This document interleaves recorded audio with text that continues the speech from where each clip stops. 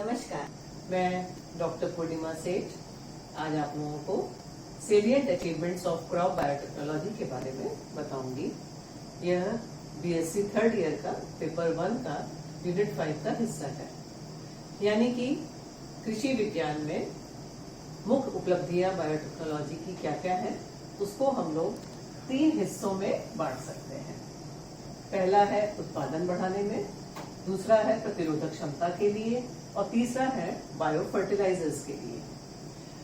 उत्पादन बढ़ाने के लिए, प्लांट प्रोडक्टिविटी के लिए सबसे पहली अप्रोच है नाइट्रोजन फिक्सेशन, दूसरा है प्रकाश संश्लेषण की के रेट को बढ़ाना और तीसरा है उसमें न्यूट्रिशनल वैल्यू, उसकी पोषण क्षमता को बढ़ाना।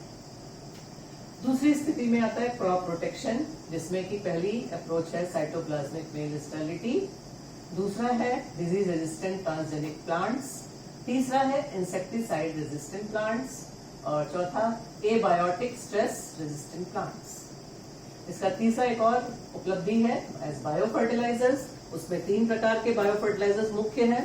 उसमें राइजोबियम, एजिटोबैक्टर और साइनोबैक्टीरिया यानी कि ब्लू ग्रीन एल्गी।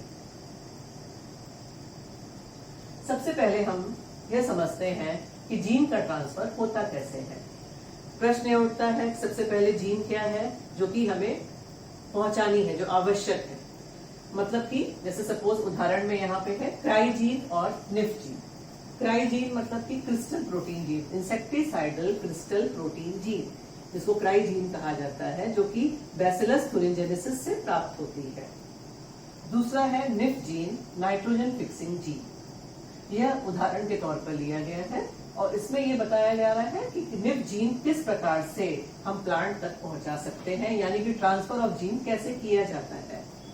आपके सामने ये देखिए, ये एग्रोबैक्टीरियम ट्यूमिफेशियंस की सेल है और इसमें उपस्थित है टीडीएनए। इस टीडीएनए को अलग करके रेस्ट्रिक्शन एंजाइम का उपयोग करते हुए उसमें निफ जीन को पहले क्लोन किया जाता है। इधर ये निफ जीन को आइसोलेट किया गया है राइजोबियम से और इधर टीआई प्लाज्मिड है। दोनों को सेम रेस्ट्रिक्शन एंजाइम से कट करते हैं और उसके बाद में उसको लाइगेशन के द्वारा जोड़ते हैं।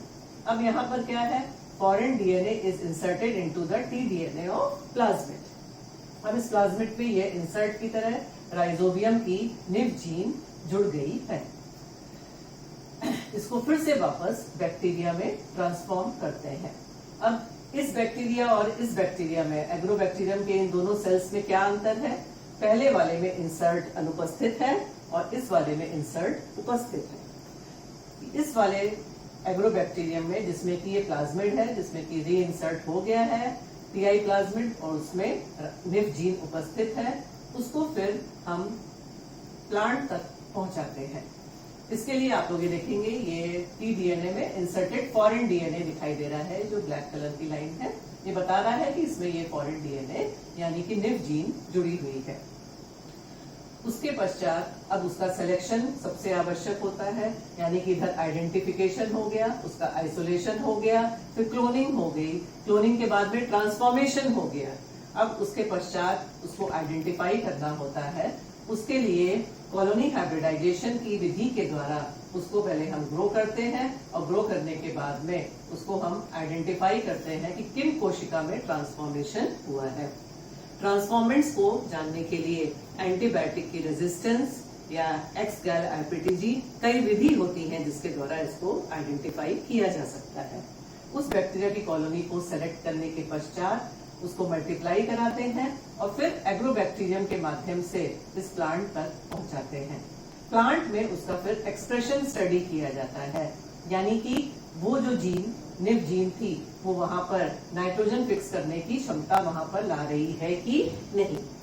ये एक जीन ट्रांसफर का शॉर्ट में एक मेथड दिखाया गया है। इसी का उपयोग करते हुए क्रॉप बायोटेक्नोलॉजी में तरह तरह के ट्रांसजेनिक्स बने हैं, उनके बारे में आज हम डिस्कस करेंगे। निफ जीन, जिसके बारे में अभी आपको मैं बता रही थी, नाइट्रोजन फिक्सिंग जीन है, जिसका मेन सोर्स राइजोबियम है। इसके अलावा और भी कई सारे माइक्रो ऑर्गेनिजम्स हैं, बैक्टीरिया, जिसमें कि ये उपस्थित होती है। सिम्बायोटिक बैक्टीरिया और free living nitrogen fixing bacteria सभी में ये पाई जाती है। ये जो निब जीन है यह नाइट्रोजनेज एंजाइम को एक्टिव करती है। नाइट्रोजनेज एंजाइम क्या करता है, ये वातावरण में जो एटमॉस्फेरिक नाइट्रोजन है उस नाइट्रोजन को अमोनिया में कन्वर्ट करता है। इस प्रकार से वातावरण में जो इतने अधिक मात्रा में नाइट्रोजन उपस्थित है उसका उपयोग कर सकते हैं हम इसमें नाइट्रोजन फिक्स करने में, ताकि प्लांट्स में प्रोडक्शन बढ़ सके। दूसरा, क्रॉप प्रोडक्शन के लिए यहाँ पर इस फ्लो चार्ट में आप देख रहे हैं कई सारी अप्रोच हो सकते हैं, कई सारे तरीके। External and internal factors, developmental features और फिजियोलॉजिकल इफेक्ट्स। फाइटो हार्मोन्स, जैसे कि प्लांट की ग्रोथ के लिए ऑक्सिन, जिबरेलिन, साइटोकाइनिन्स ये आवश्यक होती हैं। इसके अलावा एनवायरमेंटल फैक्टर्स, प्रॉपर लाइट का होना, टेम्परेचर का होना, रेनफॉल का होना, ये सब क्या है, एनवायरमेंटल फैक्टर्स हैं प्लांट की ग्रोथ के लिए। और इसके अलावा प्लांट में खुद में डेवलपमेंटल जीन्स कैसी एक्सप्रेस कर रही हैं, उसके ट्रांसक्रिप्शन फैक्टर्स कैसे हैं, यानी कि जेनेटिकली उस प्लांट में ग्रोथ प्रोसेस कैसा होता है। इन सबको आधार बना करके अगर हम स्टडी करें तो 3 अलग अलग अप्रोच हो सकती हैं। पहला है प्लांट आर्किटेक्चरल ट्रेट्स, यानी कि प्लांट की हाइट बढ़ना, उसमें ब्रांचेस का नंबर बढ़ाना, उसमें लीफ का एंगल ताकि धूप उसको मिल सके, और उसकी प्रोस्ट्रेट हैबिट। इन सब से हम क्या कर सकते हैं, उसकी ग्रीन पार्ट यानी कि उसके फोटोसिंथेटिक पार्ट की सरफेस को बढ़ा सकते हैं। दूसरा है लीफ फीचर्स। लीफ फीचर्स में मॉर्फोलॉजी, यानी कि लीफ की लेंथ कैसी है, विड्थ कैसी है, एरिया क्या है और उसकी शेप क्या है। एनाटॉमी, एनाटॉमी में लीफ में मेसोफिल की संख्या क्या है, बंडल शीट कैसे है, क्योंकि मेसोफिल इंपॉर्टेंट होता है फोटोसिंथेसिस के लिए, यह मुख्य टिश्यू होता है फोटोसिंथेसिस का लीफ में। लीफ की ग्रोथ रेट कैसी है और उसमें ग्रीन फीचर्स कैसे हैं। वैस्कुलेचर फीचर्स, यानी कि उसमें वेन की डेंसिटी कितनी है, वेन का डायमीटर कैसा है, वेनेशन यानी कि कैसा है, किस प्रकार से विकसित हुआ है। इंटरवेनल डिस्टेंस क्या है, proximity of veins to mesophyll bundle sheath क्या है, यानी कि वेन्स, बंडल शीट, मेसोफिल आपस में किस प्रकार से कनेक्टेड है। ये सब क्या हो गया, डेवलपमेंटल फीचर्स। उसके पश्चात प्लांट आर्किटेक्चरल ट्रेट्स से अमाउंट ऑफ लाइट इंटरसेप्शन बढ़ाया जा सकता है। जैसे मैंने आपको पहले बताया था कि लाइट रिसीव करने का ग्रीन पार्ट वहां पे क्या है, इंक्रीज हो रहा है, और उसकी वजह से सिंक की स्ट्रेंथ। अब यह सिंक क्या है, प्लांट में मैकेनिज्म होता है जिसको सोर्स एंड सिंक मेटाबॉलिज्म कहते हैं। सोर्स यानी कि green part of the plant, sink यानी कि non green part of the plant. जैसे कि लीव्स जो है ये सब क्या है, सोर्स है, और सिंक क्या है, फ्रूट्स हैं, फ्लावर्स हैं, ये सब सिंक के अंतर्गत आते हैं। लीफ फीचर्स के द्वारा हम फोटोसिंथेटिक कैपेसिटी बढ़ा सकते हैं और सोर्स की स्ट्रेंथ यानी कि green part of the plant की फोटोसिंथेटिक एफिशिएंसी बढ़ सकती है। ट्रांसपोर्ट ऑफ फोटोसिंथेटेज, यानी कि वो जो सुक्रोज का फॉर्मेशन हुआ है फोटोसिंथेसिस के द्वारा, उसको सिंक तक पहुंचाने की प्रक्रिया सोर्स सिंक रिलेशनशिप कहलाती है। इसको भी इंक्रीज कर सकते हैं और इसके द्वारा बायोमास प्रोडक्शन बढ़ सकता है। ये आप देख रहे हैं बहुत अच्छा उदाहरण है ट्रांसजेनिक का, गोल्डन राइस। गोल्डन राइस जो है ये क्या है, राइस में जनरली क्या है, कुछ विटामिन और प्रोटीन कंटेंट ये सब कम होता है, उसकी न्यूट्रिशनल वैल्यू बढ़ानी है, क्योंकि वर्ल्ड में बहुत ज्यादा कई जगहों पे क्या है, सिर्फ राइस ईटिंग पॉपुलेशन है, वहां पे कई सारी न्यूट्रिशनल डेफिशिएंसी हो जाती है। और राइस में ट्रांसजेनिक बनाने के लिए क्या किया गया है, डैफोडिल की जीन जिसमें कि बीटा कैरोटीन बनाने की क्षमता है, उसको बैक्टीरिया की जीन क्लोन किया गया है। क्लोन करने के बाद ट्रांसफॉर्म किया गया है, यानी कि बीटा कैरोटीन की जीन, विटामिन ए बनाने की जीन बैक्टीरिया में पहुंचाई गई है और फिर बैक्टीरिया से राइस में पहुंचा करके गोल्डन राइस बनाया गया है। और इसमें बीटा कैरोटीन की सिंथेसिस हुई है, जिसकी वजह से उसका कलर येलो है और इसका नाम गोल्डन राइस होता है। ये आप देख रहे हैं फ्लेवर सैवर टमाटो। टमाटर आपको मालूम ही है बहुत जल्दी सड़ता है, इसकी शेल्फ लाइफ बहुत कम होती है, जिसकी वजह से कभी टमाटर बहुत सस्ता, कभी बहुत महंगा होता है। इस स्थिति में अगर टमाटर की शेल्फ लाइफ बढ़ा दे, यानी कि टमाटर की सड़ने की प्रक्रिया को कंट्रोल कर लिया जाए, तो फिर टमाटर की उपलब्धता आसान हो जाएगी। इसके लिए टमाटर की सेल में रेट्रोवायरस, ये जो वायरस है, इसमें एंटीसेंस जीन के द्वारा उसमें उसकी इथिलीन बायोसिंथेसिस को मॉडिफाई किया गया है। सबसे पहले मैं आपको इथिलीन बायोसिंथेसिस के बारे में बताऊंगी। प्लांट में राइपनिंग प्रोसेस जो होता है सेनेसेंस के जीर्णावस्था के अंतर्गत आता है और ये माना गया है कि इथिलीन हार्मोन जो होती है वो सिंथेसाइज होती है, जिसकी वजह से फल पकता है और वो जब सिंथेसाइज होके अधिक हो जाती है तो वो सड़ने लगता है। इसलिए इथिलीन बायोसिंथेसिस की पाथवे को मॉडिफाई किया गया है फ्लेवर सेवर टोमेटो में।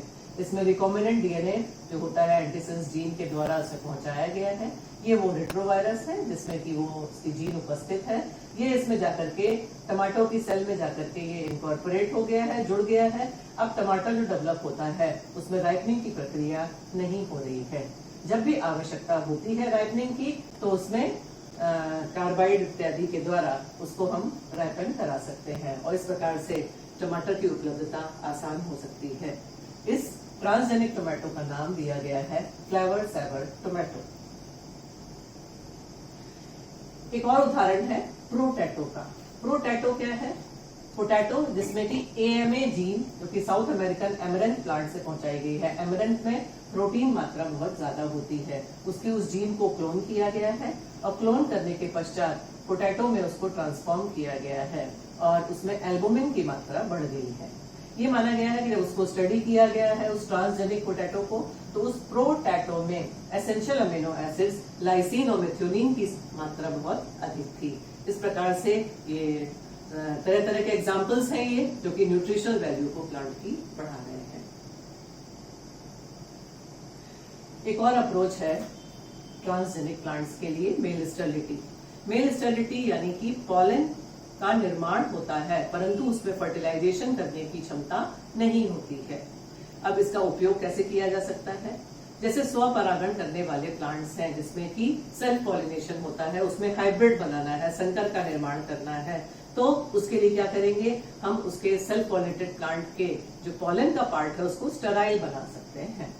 दूसरा वो माइटोकॉन्ड्रिया से जुड़ा हुआ है ये कैरेक्टर, क्योंकि माइटोकॉन्ड्रिया एनर्जी प्रदान करता है डेवलपमेंट में।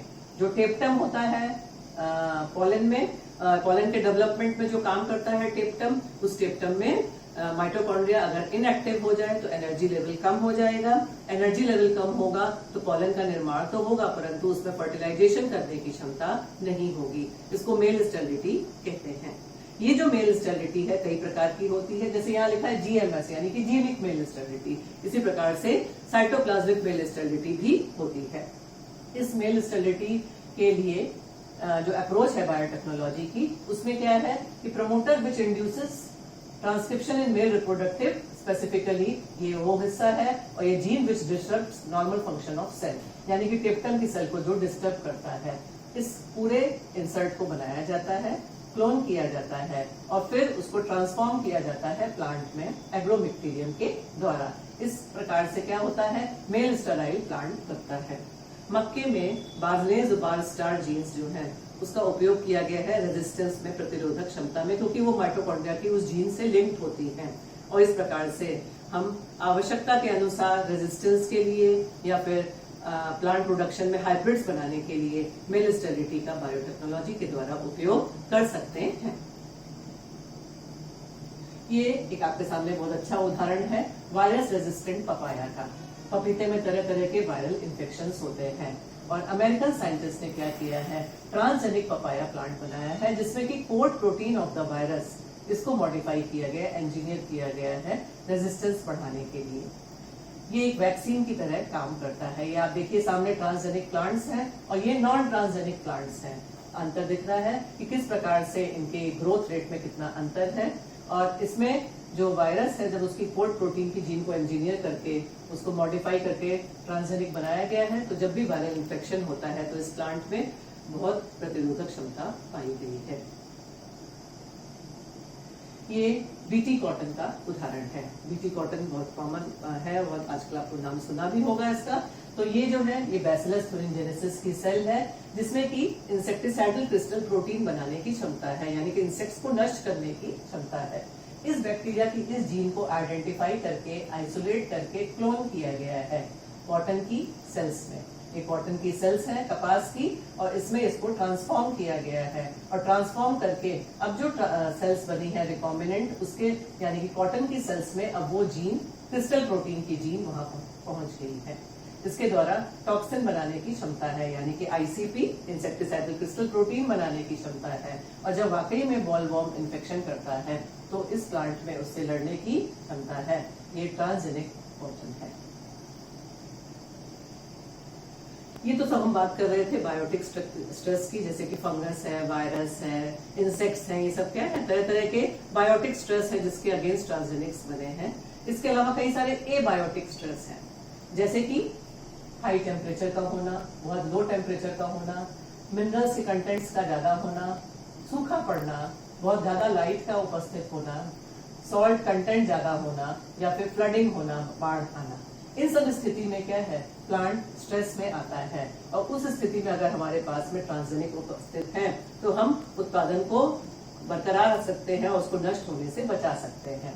स्ट्रेस का रिस्पॉन्स जो प्लांट में होता है उसमें क्या है कि कई विधि हैं, जैसे कि उसमें शेपरॉन्स बनते हैं, उसमें ट्रेहेलोज होता है, प्रोलीन सिंथेसिस होती है, हीट शॉक प्रोटीन्स होते हैं, एंटी फ्रीजिंग प्रोटीन्स होते हैं। इन सबको अगर हम इन सबकी जीन्स को आइडेंटिफाई करके क्लोन करके प्लांट तक पहुंचा दें तो प्लांट में स्ट्रेस को फाइट करने की क्षमता आ जाती है और इसके तरह तरह के ट्रांसजेनिक उपलब्ध हैं। अब हम आते हैं बायो फर्टिलाइजर पे। बायो फर्टिलाइजर जैव उर्वरक को 3 मुख्य श्रेणियों में बांट सकते हैं। पहला नाइट्रोजन के लिए, दूसरा फास्फोरस के लिए और तीसरा कंपोस्ट के लिए। नाइट्रोजन के लिए राइजोबियम है, इसके अलावा एजिटोबैक्टर है नॉन लेग्यूमिनस क्रॉप्स के लिए, ये लेग्यूमिनस क्रॉप्स के लिए है। इसके अलावा ब्लू ग्रीन एल्गी है और अजोला है जो कि धान के खेतों में आसानी से उग जाता है। फास्फोरस है फॉस्फेट सॉल्युबलाइजिंग बैक्टीरिया के साथ में। जब राइजोबियम और एजिटोबैक्टर को हम उपयोग करते हैं तो वो उसके काम में आता है। और इसके अलावा जो कंपोस्ट बनाने के लिए फॉस्फेट सॉल्युबलाइजिंग बैक्टीरिया है पीएसबी और एजिटोबैक्टर का कल्चर विद सेलुलोटिक फंगल कल्चर, इन सब का उपयोग करते हुए कंपोस्ट का निर्माण भी संभव हो जाता है। बायो फर्टिलाइजर्स में राइजोबियम मुख्य है। यह एक एरोबिक बैक्टीरिया है जो कि नाइट्रोजन फिक्स करता है लेग्यूमिनस प्लांट्स में सिम्बायोटिकली, सहजीवी के रूप में। और ये माना गया है कि लेग्यूमिनस प्लांट्स में जो रूट नोड्यूल्स बनते हैं उसमें जो हीमोग्लोबिन प्रेजेंट होता है उसमें नाइट्रोजनेज एंजाइम की एक्टिविटी से मॉलिक्यूलर नाइट्रोजन अमोनिया में कन्वर्ट हो जाती है। राइजोबियम में ये पाया गया है कि अगर राइजोबियम और लेग्यूम का एसोसिएशन एक्टिव है तो करीब करीब 10 to 30% प्रोडक्शन बढ़ जाता है। एजिटोबैक्टर वो बैक्टीरिया है जो कि हेटेरोट्रॉफिक है, फ्री लिविंग है, नाइट्रोजन फिक्सिंग बैक्टीरिया है जो कि एल्कलाइन और न्यूट्रल सॉइल्स में पाया जाता है। एजिटोबैक्टर क्रूकोकम सबसे इंपॉर्टेंट की स्पेशीज है जो कि अरेबल सॉइल्स में इंडिया में पाई जाती है। यह एटमॉस्फेरिक नाइट्रोजन को फिक्स करता है और साथ में इसके में बहुत इंपॉर्टेंट एक और विशेषता है कि इसमें ग्रोथ प्रमोटिंग सब्सटेंसेस होते हैं। ये जो ग्रोथ प्रमोटिंग सब्सटेंसेस हैं उसमें ऑक्सिन्स और जिबरलिन्स होते हैं और ये इसमें विटामिन की भी सिंथेसिस करने की कैपेसिटी होती है। एजिटोबैक्टर में कुछ फंजीसाइडल प्रॉपर्टी भी पाई गई है। इस प्रकार से ये जो एजिटोबैक्टर है इसको राइस, मेज, कॉटन, शुगर केन इत्यादि में और कई सारी प्लांटेशन क्रॉप्स में भी इसका उपयोग किया जाता है। अब हम आते हैं ब्लू ग्रीन एल्गी पे। Blue green algae nitrogen fix करने के लिए बहुत वरदान सिद्ध हुई है। इसकी करीब 100 स्पेशीज नोन है, परंतु जो मुख्य है वो है नॉस्टॉप, एनाबिना इत्यादि। और ये जो ब्लू ग्रीन एल्गी है इनमें एक विशेष प्रकार की संरचना पाई गई है, हेट्रोसिस्ट। ये जो हेट्रोसिस्ट होता है इसमें नाइट्रोजन फिक्स करने की कैपेसिटी होती है क्योंकि नाइट्रोजनेज एंजाइम इसमें पाया जाता है। ये नाइट्रोजनेज एंजाइम नाइट्रोजन फिक्स करने में हेल्प करता है, साथ में इस हेट्रोसिस्ट में रिड्यूसिंग कंडीशंस भी मेंटेन होती हैं। एजिटोबैक्टर की तरह जैसे कि एजिटोबैक्टर में हो रहा था, blue green algae is not inhibited by the presence of chemical fertiliser. No chemical fertilizer is added. Inoculation of the algae can result in 10 to 14% increase of crop yields. ये इसकी सबसे बड़ी विशेषता है। और हेट्रोसिस्ट और नॉन हेट्रोसिस्ट दो प्रकार के ब्लू ग्रीन एल्गी होते हैं जो कि बायो फर्टिलाइजर्स की तरह उनको आसानी से धान के खेतों में तो उपयोग किया ही जा सकता है। तो आज हम लोगों ने क्रॉप बायोटेक्नोलॉजी में आज हम लोगों ने बायोटेक्नोलॉजी की जो मुख्य उपलब्धियां हैं क्रॉप इम्प्रूवमेंट में, क्रॉप प्रोडक्शन में, उसके बारे में जानकारी हासिल करें।